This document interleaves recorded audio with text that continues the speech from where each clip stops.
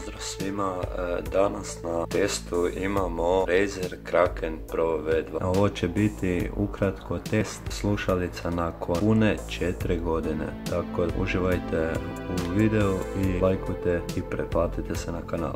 Sa vanjske strane imamo kutiju, kutija je sasvim solidna i doslovno izgleda dosta premium od izgleda, kvaliteta, tako da vidi se da je uloženo. Tako da idemo otvoriti kutiju pa da vidimo same slušalice. Ovdje vidimo da ima lijepa spužvica da se ne oštete slušalice, tako da evo slušalice su spakirane ovdje,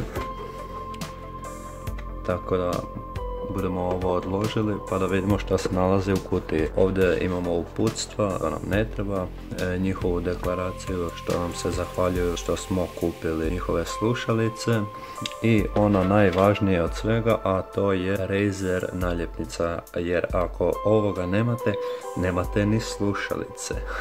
Tako da se vraćamo na same slušalice. Inače, ovo nisu nove slušalice jer su stare 4 godine, tako da je ovo i krajnji test, odnosno kako su me služile slušalice i tako dalje i tako dalje. Slušalice su vrlo atraktivnog izgleda. Ovdje gore piše Razer, imate tu njihov logo, ovdje možete štelovati koliko vam treba, ali ima za bukvalno veliku glavu. Mikrofon se izvlači. Evo ga, vidite kako to izgleda. Mikrofon, znači u prethodnom videu sam pričao na taj mikrofon, tako da koliko želite vidjeti test, samo otiđite na prethodni video pa ćete vidjeti mikrofon. Po mojem slučaju dosta dobar, tako da ja mislim da možda bi mogao biti za taj, s obzirom da je koštale oko 200 eura prije 4 godine, tako da bi moglo malo biti bolji mikrofon. Ali što se tiče zvuka, zvuk je sasvim, basovi su tu, niski tonovi su tu, visoki tonovi su tu, tako da sa tim nemate čak ni dan danas problema.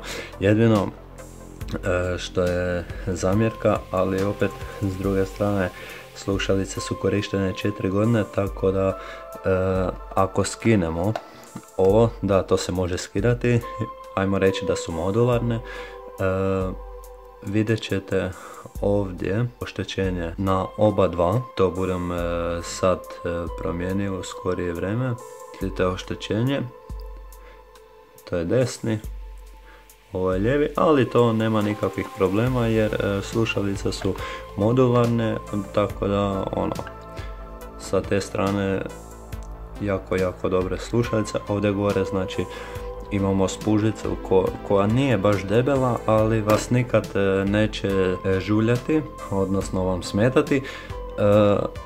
S ove strane, odnosno od ozgora je kao neka koža, ne znam koliko vidite, je koža, tako da slušalice su kvalitetno odrađene, nakon 4 godine još uvijek su u upotrebi, tako da se evo, nadam da ste uživali u videu i ako jeste, lupite like, subscribeujte se na kanal, a mi se vidimo u nekoj od sljedećih recenzija. Do tada, pozdrav!